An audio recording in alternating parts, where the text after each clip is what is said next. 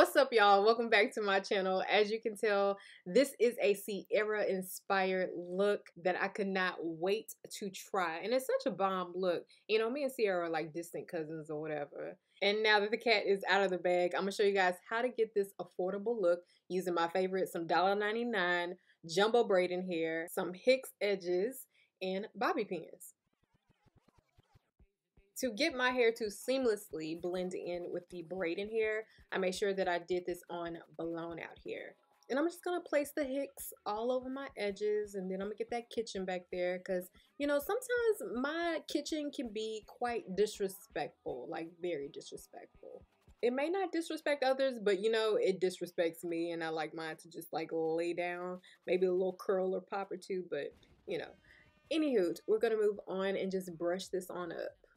And I love this brush because it has a soft side and it has a hard side, and I always brush my edges with the soft side because my edges have always been thin since birth. And after we put our hair into a ponytail, I'm not even going to make this perfect. I'm just going to twist it and wrap it around into like a little bun. And then add some bobby pins to make sure it's secure. And I'm going to touch that kitchen up one more time. And then grabbing the $1.99 braiding hair, I'm going to place one elastic band that's already on there to make the braiding hair a little bit more sturdier. And then the second elastic band is what I'm going to attach to my little mini bun. Once I'm done doing that, I'm going to kind of straighten up the ponytail a little bit. And you can either clip that rubber band off or you can just kind of tuck it. And I forgot to mention, if you want your hair fuller, I would use 1.5 bags. I only use one bag, and then the second bag I just took a little bit of the hair, and that's what I'm using to wrap around the base of the ponytail and cross the hair, bringing it from the front to the back until you get toward the ends of the hair. You want to try to make it tight as possible as you're bringing it from the front to the back.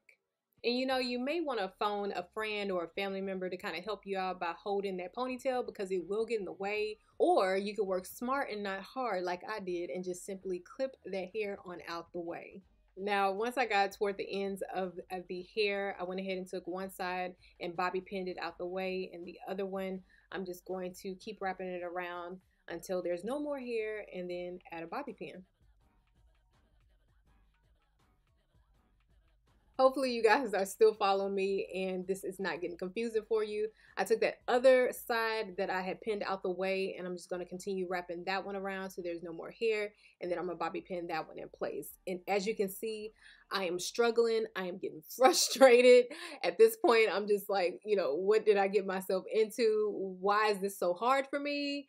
And you know, it was all because I was working hard and not smart, and this all could have been avoided if I would just kind of put that ponytail out of the way.